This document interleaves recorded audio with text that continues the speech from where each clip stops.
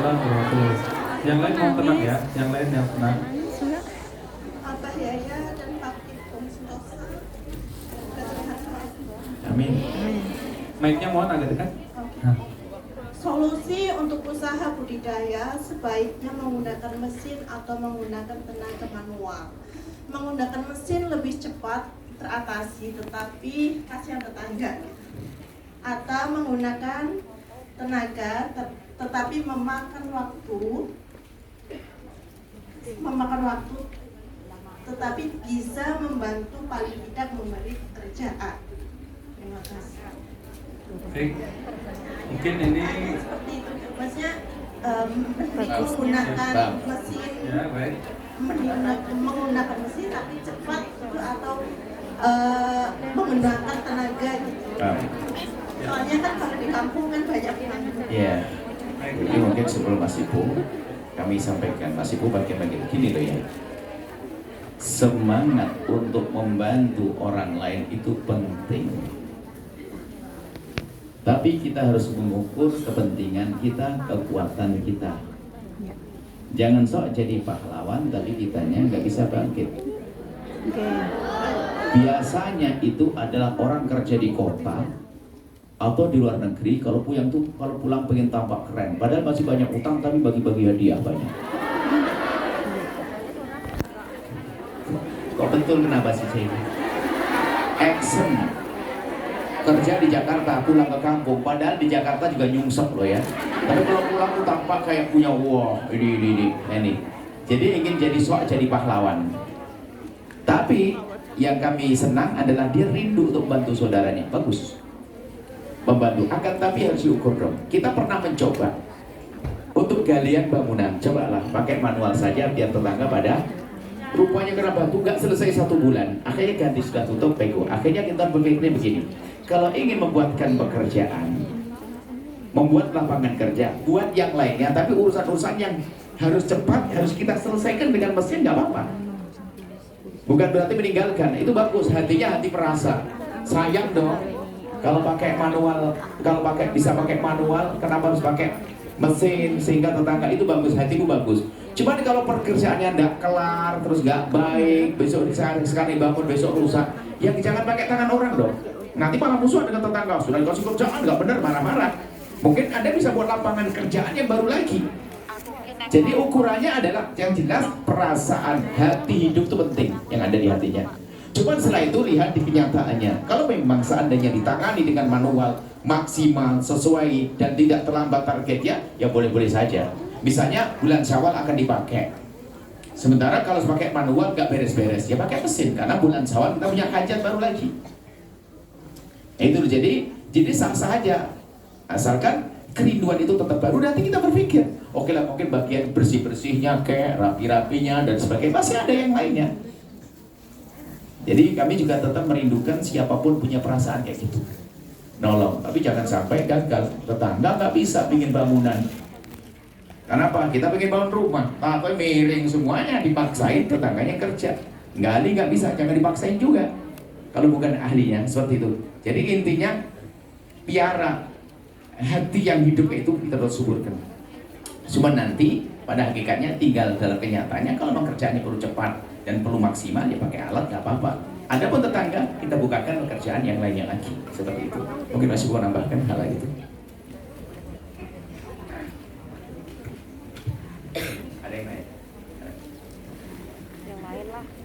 Assalamualaikum warahmatullahi wabarakatuh.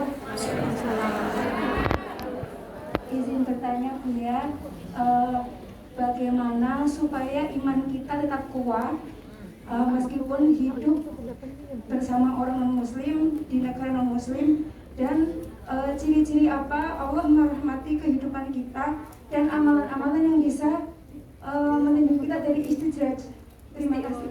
Wassalamualaikum warahmatullahi wabarakatuh. Tanda orang dicintai oleh Allah itu adalah lihat pada dirimu sendiri, yaitu biarpun kita di lingkungan tidak baik, ternyata kita masih terjaga. Buya khusnudon, kalian termasuk golongan itu. Karena di negeri kayak begini, di antara 20.000 TKW yang ada di Hong Kong tidak semuanya ngaji kayak kalian. Berarti kalian dipilih. Semestinya kalian tidak harus ini di sana di jembatan, di mana tuh tempat taman sana. Tapi ternyata Allah ini tandanya ini kalian dipilih oleh Allah. Biarpun ada yang ngedumel lama mau ke sana telat nanti lama banget, ada yang ngomong gitu. Nah, tapi tetap diperangi hawa nafsunya. Ini termasuk mohon maaf jika ada di antara kalian di sebuah keluarga yang subhanallah mungkin kurang baik, tapi Anda masih menjaga kehormatan. Sisi aurat, sisi ini tetap jaga, berarti kalian termasuk orang yang takwanya kuat. Jadi dalam keadaan apapun, kalau ada orang menjaga tradisi kebaikan, akhlak, puasa, tahajud, tutup aurat di lingkungan pondok, kan biasa memang pondok begitu kan. Tapi kalian di lingkungan begini masih menjaga, itu baru istimewa benar. Diuji kalian. Maka tolong tetap kalian menutup aurat di rumah bosmu. Kalau itu ada laki-lakinya, ya. Kalau perempuan dengan perempuan tentu berbeda. Tapi tutup, menutup aurat. Karena Allah itu iman kuat. Dan menghindar berduaan dengan laki-laki, bosmu dan seterusnya dan sebagainya. Berusaha itu menunjukkan ada iman di dalam hatimu. Na'udzubillah subhanallah. Suatu ketika Buya itu jalan di sebuah tempat. Kami kira orang itu adalah orang negeri situ. Kita ngomong Jawa. Nyambut ngomong Jawa deh. Ganti mbak, rupanya satu kota dengan kita. Kita nggak nyadar bajunya sudah baju orang situ. Kita nggak ngelihat perhatikan, ternyata di belakang begitu aja kelihatan sih. Jawa Timurannya kelihatan di garis-garisnya. Pertama karena kita lihat aja kita modelnya saja, itu ingat sini. Ini sama anak-anak Buya kaget. Ternyata maksudnya, rupanya dia masih punya iman sebetulnya. Cuman karena dari sisi pergaulannya tadi apa? Gampang ke bawah, nggak boleh ke bawah. Kalian harus kuat, biarpun di rumah seperti itu. Oke, saya tetap tahajud 2 kali jalan, sholat 5 waktu, kemudian menutup auratku dan seterusnya. Itu tanda iman takwamu semakin kuat, semakin tampak. Sederhana rumusnya. Selagi Allah mudahkan kalian untuk melakukan kebaikan, itu tanda Allah cintai. Biarpun kebaikannya tidak direncanakan. Tapi tanda orang yang tidak dicintai oleh Allah gampang melakukan dosa, biarpun tidak direncanakan. Gak sengaja, dosa lagi. Gak sengaja, dosa lagi. Itu na'udzubillah. Itu saja insya Allah. Semakin istiqomah ya. Pahalamu lebih gede double. Kalau di pondok mah biasa lingkungan pondok. Tapi kamu di sini hebat, kalian di sini masih bisa menjaga. Wah, istimewa. Ya, insya Allah. Kota kuatnya, kuat imannya. Baik, selanjutnya mungkin beralih ke pertanyaan tertulis dulu ya. Ada yang bertanya. Nanti kenapa? Ya nanti setelah tertulis ya, nanti kita beri kesempatan lagi yang penanya langsung ya. Kita beralih ke pertanyaan tertulis dulu. Pertama, mohon izin Buya bertanya. Satu, bagaimana hukumnya orang yang mau berhaji tapi tidak bisa membaca Al-Quran? Kemudian yang kedua pertanyaannya, saya sudah menikah tapi maaf suami saya kurang memahami tentang agama. Membaca Al-Quran suami saya tidak bisa, walaupun saya juga kurang. Yang saya tanya, karena saya ragu atas semuanya, jadi mana yang harus saya pilih? Sholat berjamaah sama suami atau sholat berjamaah di musola masjid? Karena saya ingin mendapat pahala yang lebih. Sekian, terima kasih. Yang pertama adalah haji tidak harus pakai bacaan Al-Quran. Amalan haji semuanya nggak ada bacaan Al-Quran. Amalan haji cukup niat dalam hati, saya niat haji, ikut pembimbing, ikut tok sampai wukuf, selesai potong rambut, sah, nggak pakai bacaan. Bacaan adalah doa-doa kesunahan. Makanya ibadah haji adalah ibadah badaniyah murni. Nggak ada bacaannya sama sekali. Bacaan labbaik Allahumma labbaik itu sunnah, semuanya tambahan. Jadi nggak bisa bacaan pun. Sini. Adapun masalah tidak bisa baca Al-Quran tadi, ya, memang kita tidak menghafal kali maksudnya. Tidak punya bacaan Al-Quran, ya belajar. Ya, yang penting kan sudah punya iman, rindu untuk haji. Termasuk diantaranya harus sholat dong. Sholat itu ini harus ilmu sholat. Ada orang berkata, saya tidak bisa baca Al-Quran, bagaimana sholat saya? Ya kalau memang kamu tidak bisa baca Al-Quran, baca Fatihah, nggak bisa, sholatmu nggak pakai bacaan Fatihah dong, nggak bisa. Lalu diganti apa ya? Diganti apa saja yang kamu bisa. Cuman besok tetap belajar sampai bisa. Nggak boleh ada orang nunda, saya belum bisa Fatihah, nggak ada. Tetap sholatnya begini dok. Kalau bisanya la ilallah, nggak bisa. Zikir yang lain nggak apa. Fatihah nggak bisa, Allah nggak bisa. Baru masuk Islam tuh baru sadar. Dia pengen sholat Allahu Akbar, sudah ada ilallah. Misalnya zikir apa saja. Tapi besok tetap harus belajar. Besok lagi belajar sampai bisa. Jadi nggak ada istilahnya orang tidak boleh ada istilahnya orang tidak sholat, nggak bisa. Harus sholat. Seperti itu ya. Kemudian setelah itu sholat, haji tanpa bacaan ikuti saja. Yang penting adalah akhlak mulia.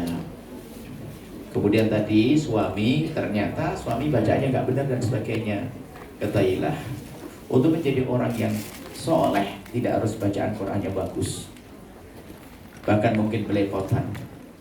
Dia baik semuanya, cuma bacaannya nggak baik. Nggak ada masalah, jangan direndahkan. Jangan mengukur agama hanya dengan bacaan Al-Quran saja. Tentang menjaga matanya, menjaga dosa. Cuman kadang-kadang kecongkaan, orang menilai beragama itu salah. Misalnya seorang perempuan, saya punya hafalan Quran, sehingga kalau suaminya nggak punya hafalan saja sudah direndahkan. Atau dia bacaan Quran lebih bagus dari suami, ya nggak apa-apa, ajari dong suamimu, tambah indah dong. Nggak bisa dicubit langsung, cubitnya gigit kupingnya dan jadi nggak apa-apa. Kalau memang ingin jamaah dengan suami, jamaah dengan suami.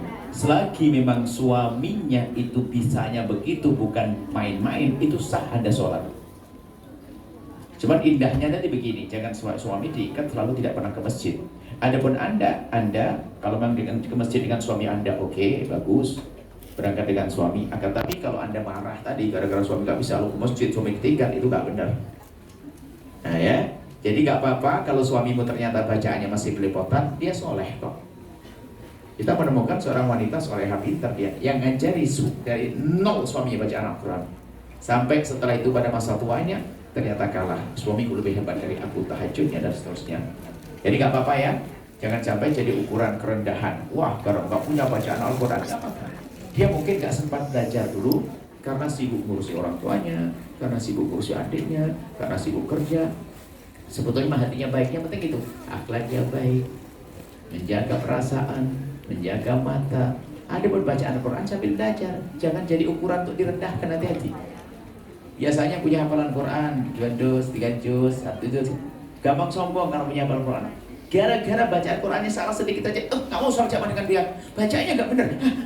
Biarpun bacaannya nggak benar, asalkan dia tidak sengaja menyalah-nyalahkan, sah kok sholatnya. Selagi sah kita boleh ikut dari belakangnya kok. Jangan sombong dengan suamimu ya, insyaallah ya. Baik, cukup insyaallah.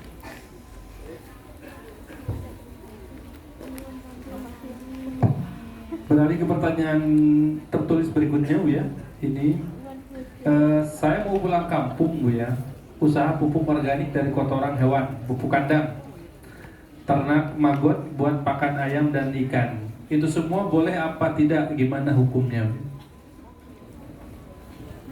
Jualan pupuk kandang di dalam pembahasan fikih itu begini. Ada di dalam transaksi itu yang tidak sah sekaligus haram. Contoh jual beli yang ada ribanya, sudah nggak sah, haram lagi. Ada jual beli sah tapi dosa. Jual beli sah tapi dosa. Contoh, laki-laki jual beli di saat azan Jumat sudah dikumandangkan, jual beli sah tapi dosa dia karena dilarang jual beli waktu azan Jumat sudah dikumandangkan. Ada lagi jual beli tidak sah tapi tidak dosa karena tidak merugikan, tidak ada dusta, tidak ada apa. Contohnya jual beli yang tidak memenuhi syarat yang dijual belikan. Jual beli kotoran, kotoran pada hakikatnya tidak boleh dijual beli. Maka kalau Anda jual beli, maka jual belinya tidak sah tapi tidak dosa karena ada keridhaan dan nggak ada riba. Yang mana ada riba kotoran ayam? Nggak ada riba. Maka dalam hal ini jual beli adalah tidak sah tapi tidak Maknanya tidak sah itu bagaimana? Kalau jual beli sah itu atau tidak sah begini. Jual beli dianggap sah kalau memenuhi syaratnya. Kalau tidak sah asalkan benda, misalnya kami beli motor Anda, jual belinya kan sah. Di samping sah, halal motor, cuman ternyata motornya cacat, saya ajukan ke mahkamah, Pak Hakim saya dibohongi, rupanya disimpan mesinnya diganti. Ya, karena memang jual belinya barang yang sah dijual belikan memenuhi syarat.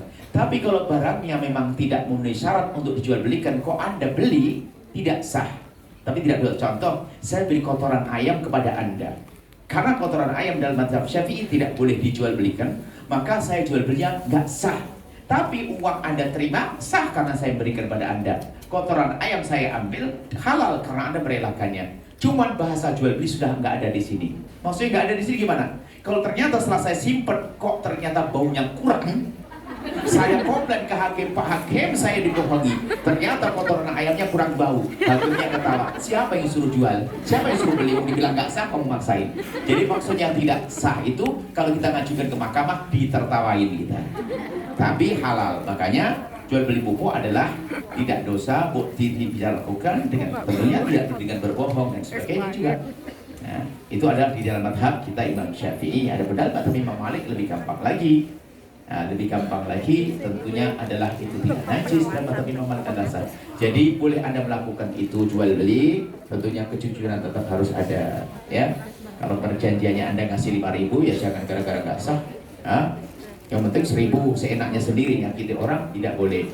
Nah kemudian Anda terus kerjakan, nggak apa-apa. Anda jual beli pupuk, kemudian cabang-cabangnya, kompos segala macam, boleh-boleh saja yang demikian itu. Koknya kok indahnya, itu kan bukan harta riba.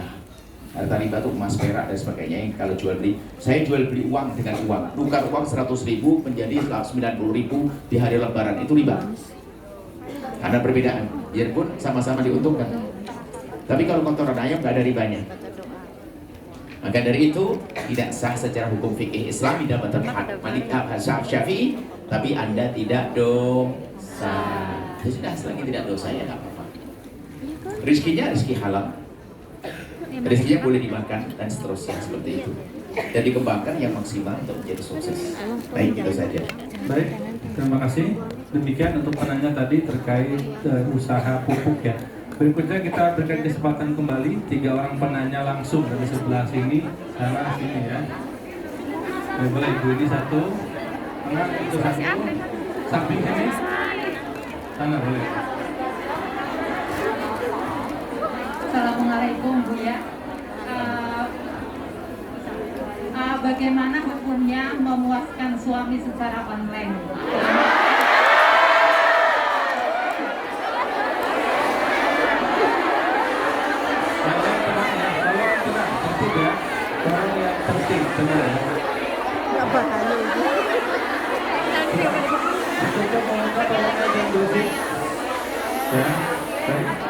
Silakan Bu.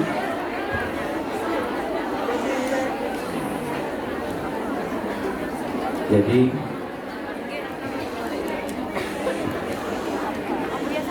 permasalahannya bukan di saat mohon maaf kita melihat mohon maaf aurat pasangan secara langsung saja halal. Melihat di gambar-gambar misalnya halal, akan tapi mohon maaf kalau gambar itu bahaya. Beberapa hari yang lalu ada seorang anak menemukan HP bapak ibunya dibuat, rupanya seorang anak ngerti hubungan suami istri bapak ibunya karena divideokan. Kan kebodohannya, anaknya lihat gambar itu, sehingga anak yang rusak mentalnya agar pengen ngintip ibunya mandi dan seterusnya. Jadi jangan sampai Anda meninggalkan foto yang membuka aurat, video dan sebagainya. Apalagi mohon maaf atau ya video call di share sama pasangannya atau ya tertinggal di mana. Nah, sekarang bermasalahnya bukan di saat kita melihat aurat pasangan. Selagi itu pasangan kita adalah sah kita melihat auratnya. Akan tapi yang menjadi masalah di saat bangkit syahwat, gimana cara menyelesaikannya? Sebab mohon maaf, kalau seorang suami mengeluarkan air mani dengan tangannya sendiri, bahkan bisa saja yang dikhawatirkan efeknya. Sebab syahwat itu adalah begini, jika orang dengan kesibukannya yang positif terus, itu bisa menjadikan syahwat itu teredam secara otomatis. Kalau seandainya dibangkitkan pagi, siang, dan malam, juga bangkit pagi, siang, dan malam. Seorang suami kalau dibangkitkan pagi, dia akan berbuat pagi, siang, malam. Tapi kalau dengan kesibukan perjalanan dan sebagainya, dia lupa sebulan pun, mungkin seminggu tidak hubungan, tidak ada masalah. Maka sesungguhnya dalam keadaan jauh begitu, bolehlah telepon yang mesra dan indah dan sebagainya. Kalau seandainya sampai buka-bukaan, membuka video, melihatkan anggota tubuhnya, secara hukum itu adalah melihat yang halal. Cuma yang jadi masalah bukan itu. Suami itu laki-laki normal, lalu bangkit syahwat. Dan syahwat harus dipuaskan. Kenapa kau bangkitkan sementara kau belum bisa puaskan secara normal? Naudzubillah, mungkin kelihatan yang lain, dan naudzubillah, kita tidak mengerti, Anda tidak mengerti keadaan di sana. Akan tapi sah, kalau melihat saja sah. Cuma yang dipermasalahkan adalah akibatnya setelah itu. Sampai mohon maaf, akhirnya mungkin dia cari kepuasan dengan tangannya sendiri dan sebagainya. Karena dia masih punya iman daripada ke perempuan yang lain dengan tangan sendiri. Mungkin menurut dia adalah dosanya tidak segede zina. Akhirnya ngentengkan.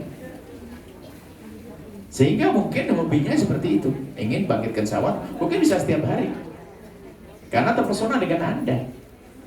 Anda menarik bagi dia. Sehingga pengen lihat dia melampiaskan. Akhirnya terbiasa dengan, mohon maaf, melampiaskan dengan tangannya sendiri, dan termasuk efeknya juga suatu ketika di saat bertemu pun ternyata dia lebih menikmati dengan tangannya daripada dengan pasangannya. Karena mungkin kalau dengan pasangannya tidak bisa praktis, kalau dengan tangannya praktis dan sebagainya, sehingga menjadi terlatih dia di saat di perjalanan. Kalau bangkit syahwat dia menyelesaikan dengan tangannya. Jadi itu adalah, ini pengakuan sebagai laki-laki betul juga begitu. Karena apa? Karena syahwat saya sudah terbangkit, saya mohon maaf, saat melihat milik istri saya langsung itu beda. Di saat di video kok terasa berbeda-beda. Sehingga membangkit syahwat, hayalan saya kembang. Sehingga saya bangkit syahwat, sampai ada yang difoto, disimpan fotonya dan sebagainya. Sehingga di saat bangkit, mungkin di saat sudah di offline, dia lihat foto istrinya, gambar bangkit syahwat, dia melampiaskan sendiri. Akhirnya biasa dengan diri. Kemudian berkembang setelah itu apa? Pengen mencoba-coba melihat yang lainnya, gambar-gambar milik orang lain dan seterusnya. Ya, akhirnya apa? Bagusan ini daripada milik istriku. Itu kenyataan sebagian pengakuan mereka. Maka yang paling indah adalah tetap menjaga, ya, dan bercita-citalah untuk segera pulang. Juga pertanyaannya dengan kalimat indah, bicara tentang urusan anak-anak, minta nasihat, mesra, abang aku rindu dan sebagainya. Sudah, kalau syahwat itu adalah semakin dibangkitkan semakin tumbuh lagi. Selagi Anda tidak mampu memuaskan secara langsung, Anda jangan mancing-mancing urusan syahwat. Anda di sini, dia di sana. Ya, dia alhamdulillah orang soleh, nggak akan terjadi apa-apa. Kalau dia tidak soleh, naudzubillah. Seperti itu ya. Jadi kalau bicara tentang melihatnya saja adalah nggak ada masalah, memang itu pasangannya. Yang jadi masalah adalah akibatnya setelah bangkit syahwat, apa kira-kira? Ayo, itu harus kita perhatikan. Orang bangkit syahwat itu mudah ditepis dengan wudhu dan sholat atau apa. Bangkit syahwat. Kalau syahwatnya syahwat yang datang sendiri. Tapi kalau syahwatnya syahwat diundang, mau diusir gimana? Mau dia ngintip-ngintip gambar, lihat-lihat, mau diundang, mau diusir, nggak bisa datang lagi. Jadi syahwat itu, jadi orang tuh dengan kebiasaan, dengan kesibukan, ini akan lupa itu semuanya. Maka lebih baik suami Anda ajari untuk tenang jiwanya dengan mendidik anak, dengan zikir, kumpul dengan ulama, kesibukan semacam itu. Jangan dipancing-pancing urusan syahwat selagi Anda tidak bisa memenuhinya. Khawatir apa? Terbiasaan bangkit syahwat setiap saat, sementara dia belum punya pelampiasan yang halal. Yang halal jauh. Ya, seperti itu ya. Nah, hati-hati dalam hal yang demikian ini. Kalaupun Anda pernah dengar fatwa para ulama, katanya sih, masa ada boleh kita hubungan suami istri dengan cara membangkitkan syahwat dengan cara nonton film kotor. Itu paling bahayanya fatwa. Sehingga suamimu bangkit syahwat bukan karena dirimu, tapi karena gambar. Dan itu sebetulnya akan menjadikan hayalannya adalah wah di sana, yang dicari di alam hayal, sehingga merendahkan, suami istriku kayak begitu. Tidak seperti yang aku lihat, akhirnya terendahkan. Tapi orang yang hebat beriman lihat ghaddul basar, selagi bukan yang halal tidak boleh aku lihat, biarpun digambar, maka dengan pasangannya akan semakin indah, semakin indah, semakin indah. Itulah pendidikan Islam. Dan kalian pun bisa pribadi merasa kok, di saat Anda dengan kesibukan dan sebagainya, Anda tidak pikir tentang syahwat. Tapi di saat Anda terus hari ini pergi bicara syahwat, besok juga video callan syahwat, besok lagi syahwat, terus makin tidak ada ujung-ujungnya. Dan memang begitu namanya syahwat. Akan tapi hidup kita tidak ngurusi syahwat. Dan bukan untuk membangkitkan syahwat, akan tapi pernikahan diadakan adalah jika ada syahwat kita punya penyaluran yang halal. Bukan hidup kita mencari syahwat, minum jamu-jamu, obat segala macam. Hidupnya mencari syahwat, bukan mencari syahwat. Ya, insya Allah seperti itu. Hati-hati untuk orang yang demikian itu, termasuk gambar-gambar tidak diperkenankan. Kalian jangan biasa melihat. Kalian kalau melihat merugikan dirimu. Contoh, biasa melihat, mohon maaf, sudah punya suami, melihat gambar laki-laki perkasa, model begini dan sebagainya, itu yang runtuh mentalmu. Sehingga apa? Suamiku cuma begitu. Bahaya sekali. Sehingga apa? Dia nggak rindu lagi. Kalau hubungan suami istri pun dia mencari yang hayalannya, tidak indah. Makanya para psikolog pun mengatakan mentalnya yang rusak, otaknya, kepalanya manusia, otaknya adalah syaitan. Sehingga dia akan puas dengan pasangannya, selalu mencari yang tidak ada. Seandainya, sampai mohon maaf kalau sudah mentalnya rusak, lihat, nggak pandang. Setiap lihat perempuan baru, dia ada terlintas, mungkin ada yang unik baginya. Ada sisi lain, mungkin dia hitam, putih, ini dia pengen macam-macam, sampai syahwat kepada ibunya, syahwat kepada anaknya, gara-gara tontonan. Alhamdulillah.